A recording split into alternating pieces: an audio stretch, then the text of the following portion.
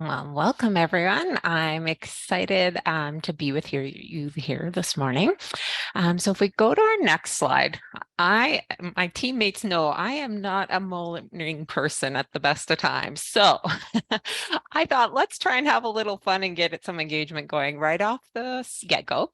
And that'll help us know what to focus on in this session because we've got a diverse group of physicians on the call today, and we want to know where you're at with some things. So we have some polls to kick us off. So Melanie, do you want to try launching the first poll? What does CI-CPAR stand for? All right, we should have 4 answers showing on my screen. Hopefully you're able to see them as well. Complexity is inevitable and certain people are ridiculous. Of course, none of you that are on the call are ridiculous. Celebration is an important, and creativity perpetuates a response. Community information integration and central patient attachment registry, or centralized important information and categorized patient's actual repository. So as I guessed, you guys are smart group of cookies, and everyone got it right at 18 out of 18. So that's fantastic.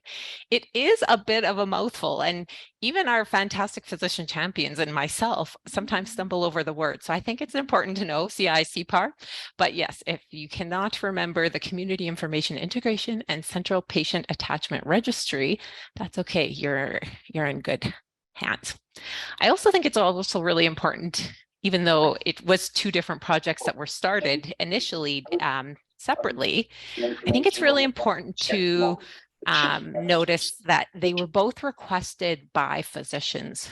And I think that's part of the reason why we're seeing some of the benefits that we are from it, is because physicians, family physicians, the CPAR side, they wanted a way to be able to tell other providers across the province through Netcare, hey, these are the patients that I take care of. Include me in those conversations. CII and having the ability for the non-family medicine specialists to be able to upload their consult reports. It's a college requirement that they send it back to whoever that original referring provider is. But we know that in this day and age, as our patients are living longer, having more complexity, more people are involved in that circle of care. And so that helps keep everyone in the loop. So next question. What is your experience level with CI-CPAR? There's no right or wrong answer on this. We're just trying to gauge who we've got on the call and what their experience is. And this will also tie into the breakout rooms that we've got planned for later in our meeting. So I'll just give everyone a few seconds. So we've got everything from I'm not signed up yet to I've been live for over 6 months. Okay, so the numbers seem to be stabilizing. Perfect. So we've got 23%. I'm not signed up yet. 8%. I've submitted some paperwork, but not live yet. And that's common. It usually takes teams and physicians a few months to go through the process. I went live in the last 6 months. So you would have got your first, you've got your portal, you can see your demographic mismatches and conflict reports, but maybe haven't had too much time to start addressing those yet. And then our experienced group making up half the group here, over 6 months. So you guys are really well informed. Perfect. Melanie, our next question. Okay, so now we're stepping away a little bit from CI-CPAR. I'm talking to HQCA about panel reports, but a very closely related topic. So I won't steal Oliver's thunder. We'll save that for his presentation, but tell us about your HQCA panel report experience. Do you get a proxy panel? Do you get a confirmed patient list panel report? Do you receive one, but maybe not sure, or I don't receive a report? Again, no wrong answers. We're just curious to see what the group makeup is. Okay. I think our numbers are stabilized. So 46%, I receive a report, but I don't know what type. Okay, Oliver, I'll leave that nugget with you, and then we can chat about it later on. And one more question to go.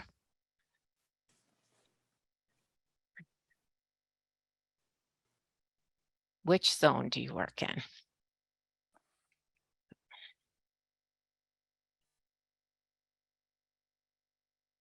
It's probably the easiest question of the morning.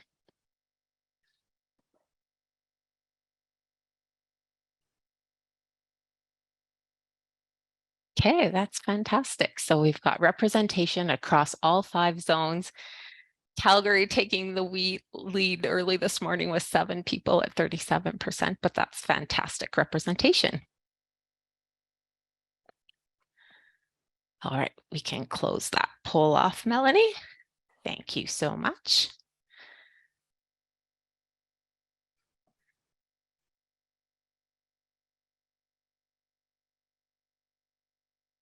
Okay, let's go to our next slide. So what is CII-CPAR? So given that half of you have been on it for greater than 6 months, I'm going to go through this really quickly. But for those people that aren't on CII-CPAR yet, I just wanted to make sure that we're all on the same page. So we've already talked about what the alphabet soup stands for: Community Information Integration and Central Patient Attachment Registry. I think it's important to note that this is a joint project. Again, this CII-CPAR came at the request of physicians through RF, saying we need these abilities. So we've got AMA represented there. We've got Alberta Health in there, as they are oversee all the Netcare activities. And then we've got Alberta Health Services in there as well, because they help do some of the security pieces behind the scenes for getting access to those online portals, for those of you that have gone live. So basically, the magic of CII-CPAR is it allows two-way patient information flow between Alberta Netcare and the clinic's EMR. So it enhances communication from across the province. And it also, and at the end of the day, the real power of it comes from enhancing continuity of care between the patient's medical home and the health neighborhood, because it is CII-CPAR for all.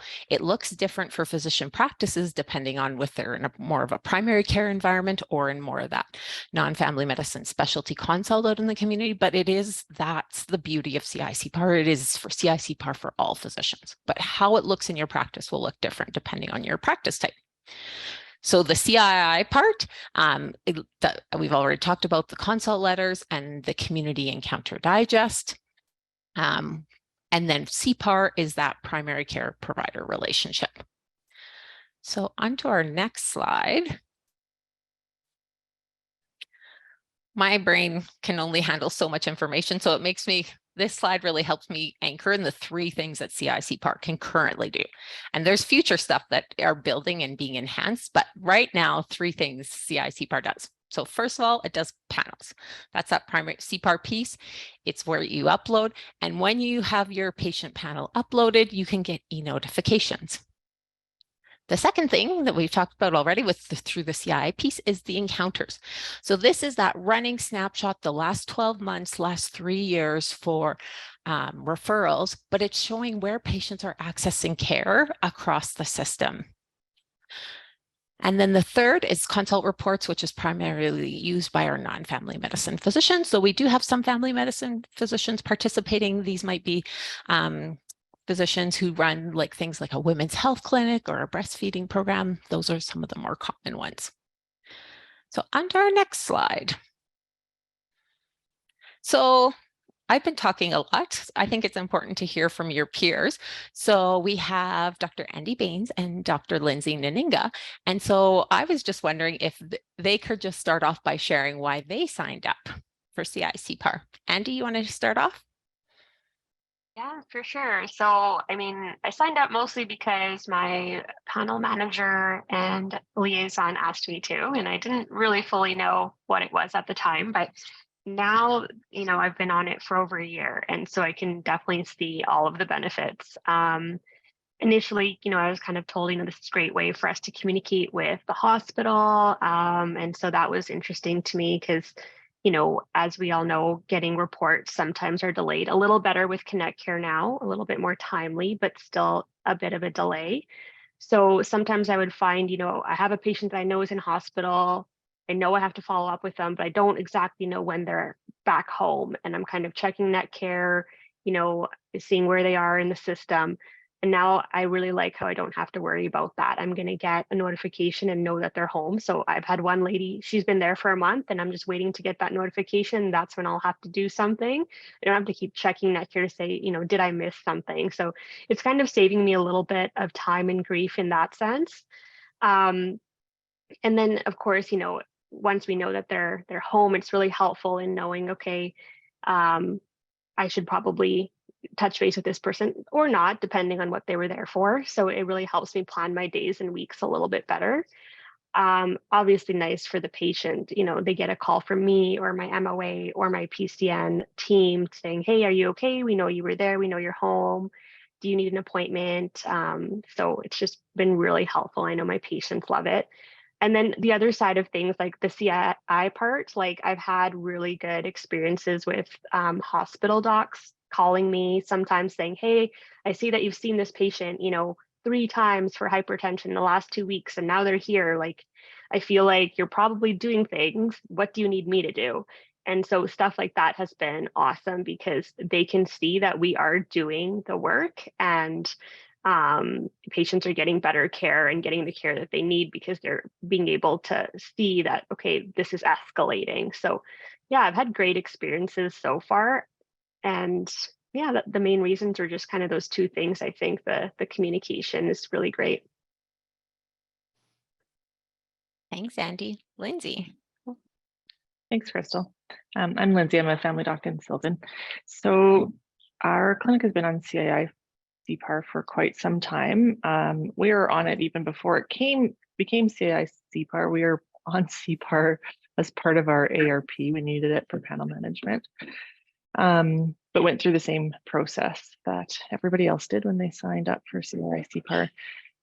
Why did we transition? I think that we knew that the healthcare system is going to be moving towards this. It was going to be required for integration. I and my colleagues went to talks similar to this at various points and thought that it would be a good idea for us to transition to it.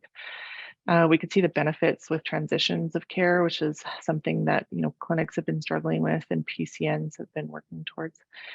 So that's sort of what prompted us to get to sign up. There was a lot of apprehension, I think, from all of the docs about the workload associated with it, how much information we were going to be getting, but we kind of just took the leap, and thought that we could probably manage it. Now that we're on CII CPAR, it's like really not that much extra work, and I feel like we're providing our patients much better care. Even simple things like I never knew when my patients would get their cataract surgery. I get that information consistently, and it's such a minor surgery that probably doesn't require primary care follow-up. But when they come in 18 months later and they're like, oh yeah, my cataract's done, like I have no ophthalmology consult, no hospital visit, like nothing. And that's very simple, but patients expect me to know what's going on. And now I feel like I have more information to be able to be on top of their care. Like Andie said, I do feel that there is better care that we're providing in the clinic with when our patients are transitioning through the healthcare system. We get our discharge notifications, which come quite reliably. Our clinic has a process for how we manage hospital discharges. So those hospital discharge visits that used to be quite stressful for me because there was a million medication changes and I didn't know when the patient was going to be coming, nor did I know anything about their healthcare journey in the hospital system. Like I feel much more able to easily manage those transitions and try to keep them out of the hospital. Additionally, I also work in the hospital, so I deliver babies, and then I also work in an urgent care center. And when I work in those centers, it also enhances care that I'm able to provide in those settings too. So when I'm on the obstetrical unit, I can see my patients' previous vital signs and weight. When I'm in urgent care, I can clearly outline whose family doc this patient is, and and see what they've been dealing with in primary care and what their issues have been recently. So I do feel that that transition bit and the care that I'm providing in hospital because of CII CPAR is probably enhanced as well. Thanks, Lindy and Andie. So I heard lots of talk about communication, transitions of care. It helps me plan my work and my day. I guess I'd throw it out to the other physicians on the call that are already live on CII CPAR. Any other benefits that you're seeing that maybe Andie and Lindsay haven't mentioned?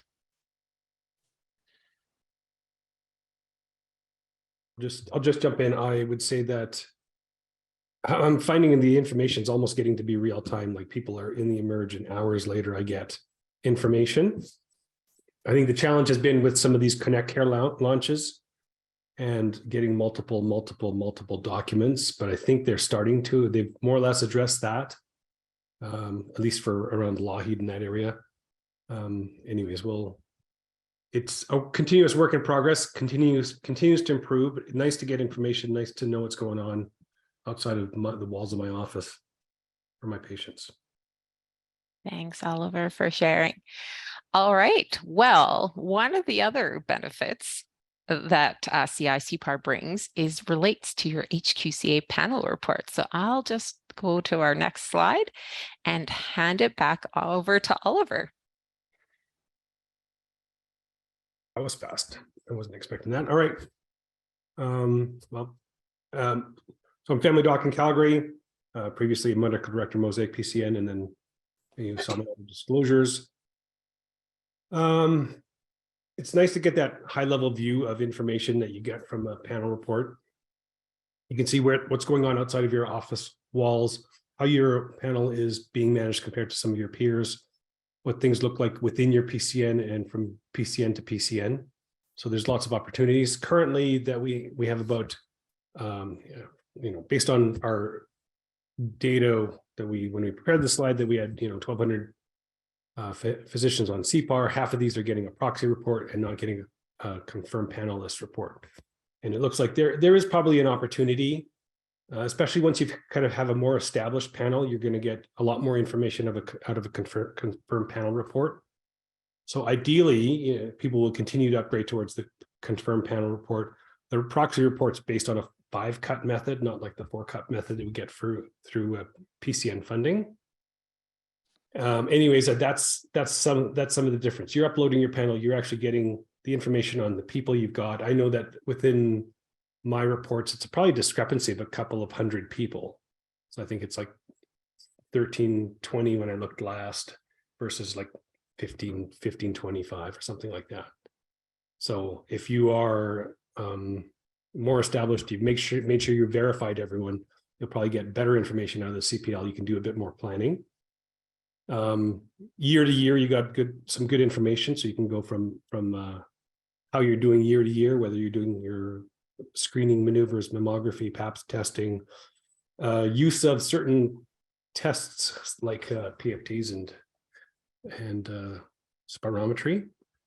So currently, if we took an example of the number of people who are using the CPL report compared to proxy report, and this is old data.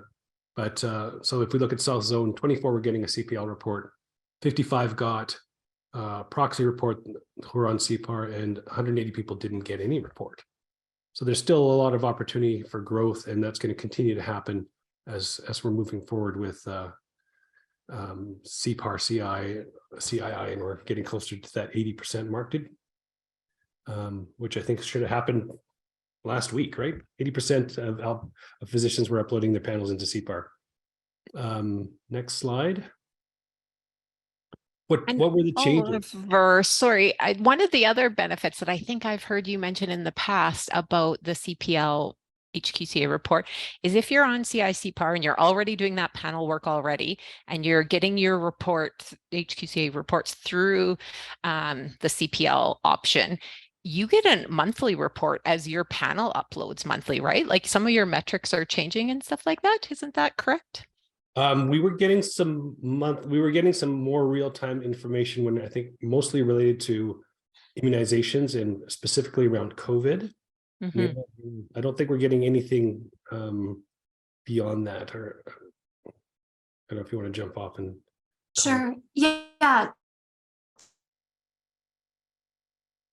The panel is up-rolled to May.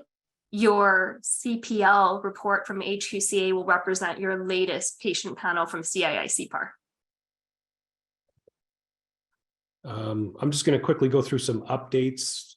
There was a lot of challenges around acute antibiotics for acute sinusitis and how valuable that might have been. We've added substance use disorders.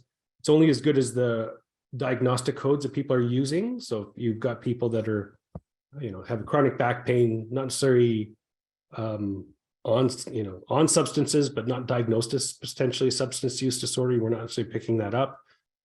We've added lung testing in patients with COPD and asthma, primarily because if you're ordering spirometry for COPD and asthma assessment, it's probably a lot more efficient because it's half the cost compared to doing a full pulmonary function test, which doesn't necessarily add a whole lot of information for that type of patient. That's a whole medicine SCN discussion, and that's more about that's going to be coming out going forward. We're going to be trying to update cancer screening twice a year, starting in September. Still struggling with some of the information sharing between HQCA and AHS and getting some of the other data, and things have really gotten a lot faster. Next slide. So it takes a couple of minutes to get your request in for your panel, for your reports. You can get your report within a couple of weeks. You start working on your QI work. They've changed what it looks like. You can kind of hit a button and go to your COPD patients. You can see which ones, for example, have been diagnosed with COPD but have not had any lung function testing. You can click on that, get all their PHNs, and continue with your QI work.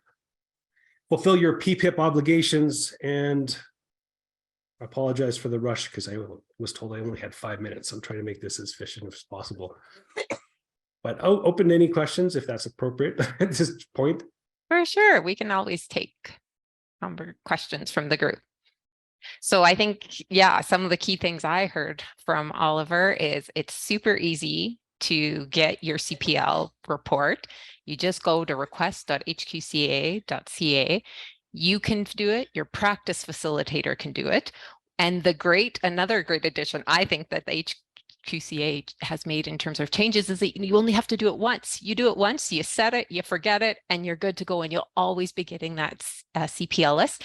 And because you're already on CII CPAR, if you've done all that work, then your report's going to get updated with your panel as it changes. So it's all behind the scenes. The magic is happening. And then when you log in or your practice facilitator logs in, you've got that information that's personalized and actionable, just as Oliver said. Anybody received 2,000 reports went out yesterday? Did anybody check out their new HQCA report? I see Wayne, you shaking your head. Yes, maybe you haven't. Hot off the press. Oliver will be here. Oh, Gloria, she's looked, and Michelle, but it was a proxy one. Okay, well, Michelle, now you know the next step that you need to take, or your practice facilitator can help and get that switched over to a CPL one. And I'd love to hear if you notice some improvements. Yes, another proxy one. So you guys are reflective of that data that, again, half the people who are getting reports are getting the proxy one. So let's make that shift. I'd love to see what the data looks like in a year from now. Can we email directions? Absolutely. Michelle, do you normally share the slides after the webinars as well? Not the slides, but a summary of key points and any links to information. So we'll make sure that these links are in there. Perfect. Thank you. Okay, let's look at our next slide and our next one. So we'll just quickly go through some of the data of where we're at. So we've had a really phenomenal March in terms of our uptake, 8 million encounters, just shy of 600,000 consult reports, 1.24 million patients on CPAR. So again, taking Andie's story of her patient and seeing that those transitions of care and the improvement that can be made through continuity across the system. Over 1,200 CPAR providers, 390 non-family medicine community specialists uploading their consult reports, and 439 clinics. When I started with the project as the lead in August, we were just at 300 clinics. So in 8 months, we have jumped from 300 to 439. So that is really fantastic. We'll go to the next slide, Melanie.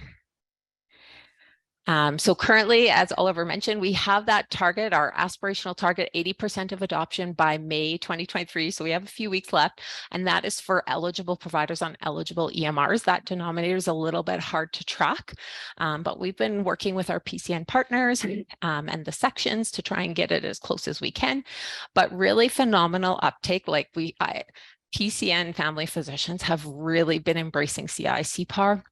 There's again, the last 8 months, there's been an 11% jump in participation, 3% last month alone. Like, it was phenomenal. So yeah, something really important to celebrate.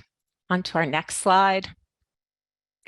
And this just showing 181 providers on COPs. It's not live yet, but you got to do the COP before you can go live, and double the number of providers on year over year when we look at last year at the same point in time. So really phenomenal progress.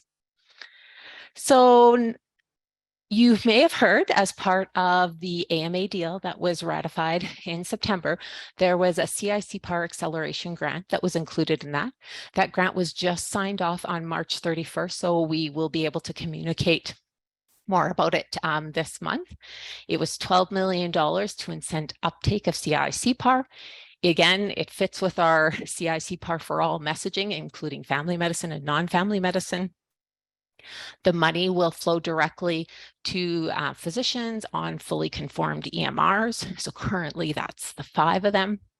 And it's going to be eligible physicians who are already live and submitting information will be eligible, as well as those new to sign up. So there's going to be 2 payments attached to it. The first one is your enrollment to go live, and the second one is a data submission after you've been submitting data for 3 months. Family medicine will receive the highest compensation amount because there is more work involved with that, with the panel portion. It's a first come, first served basis until the funding limit is reached. And the payments will come through AMA as part of the agreement, just like how you've got your other payments. And there will be more details coming out from the AMA finance team on how to get that.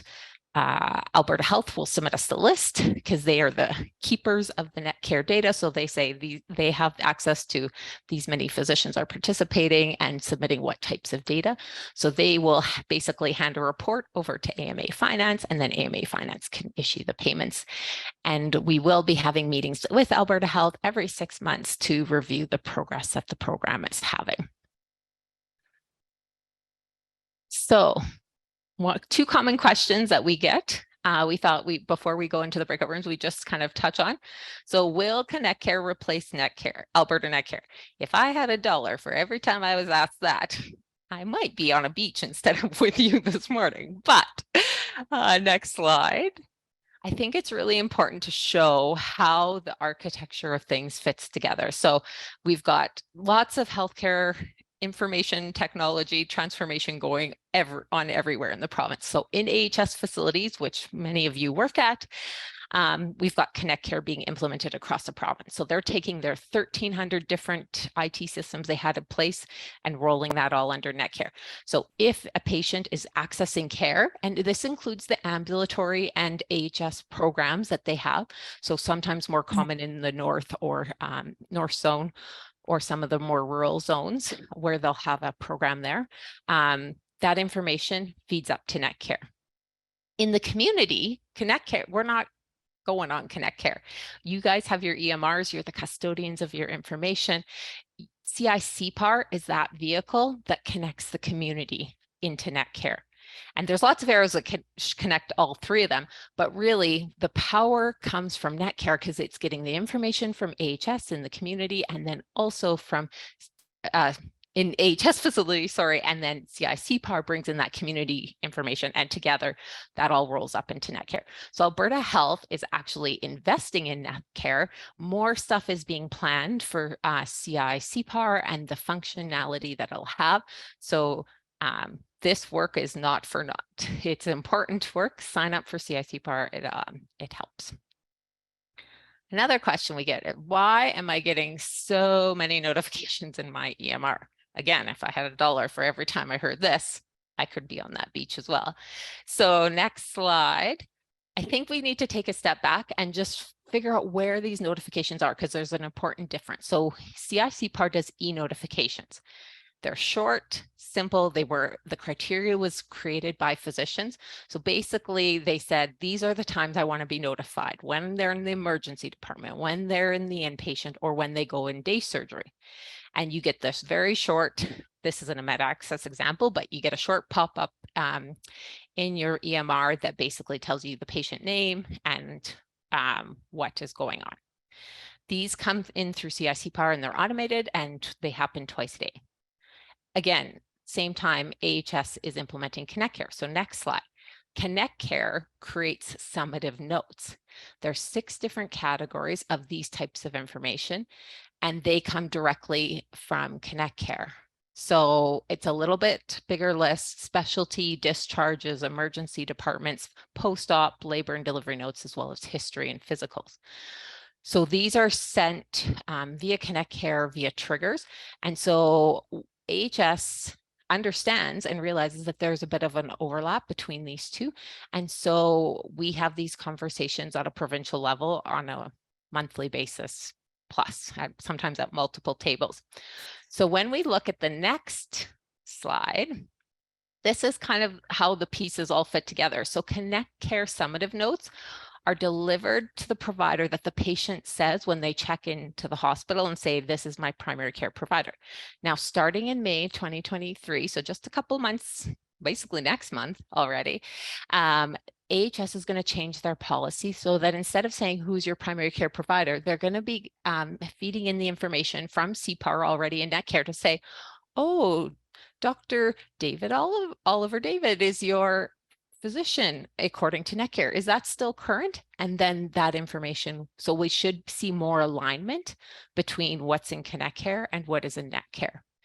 So whoever the patient says is on is their primary care provider, that's who gets the Netcare summative notes. Now, we've already talked about CII-CPAR. It's whoever you upload from your EMR and it goes. And those are sent automatically.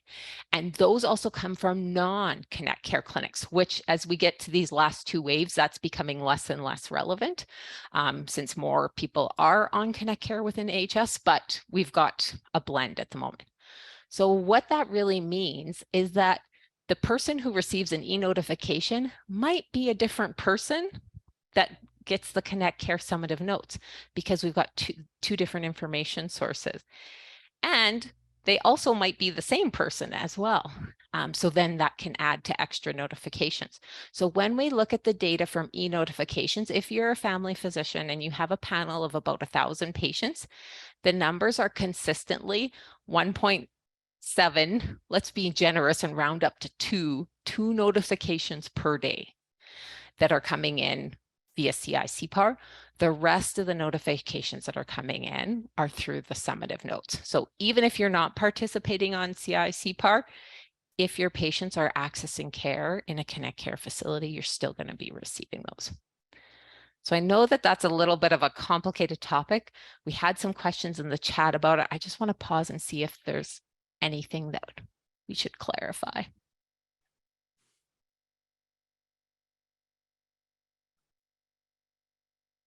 Oliver. Yeah, I don't think it's not so much the summative note, it's that someone walked away from the computer, logged back in, logged back out, or whatever, and you get this update. Oh, this report's been updated. This report's been updated. This report's been updated like 4 or 5, 6 times. Yes. Driving everyone around the bend. You know, if you just get a final history and physical, fair enough. But it's just all that. And it seems like it's improved. They've decided to turn some of that stuff. They did. So in March, So last month, they started with their first changes with emergency discharge notifications.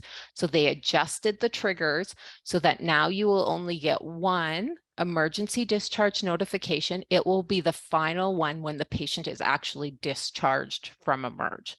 So that was the first one of the 6 categories that they decided to start with. So hopefully you've started to see some improvements with emergency discharge. They just implemented at the end of March. They were watching and doing the surveillance pieces. Assuming that that goes positively, which I think I have been hearing that, then they will start, AHS will start to adjust the triggers for the other categories of the Connect Care or summative notes. So progress and change is coming. It's just unfortunately still a little bit away. Any other questions?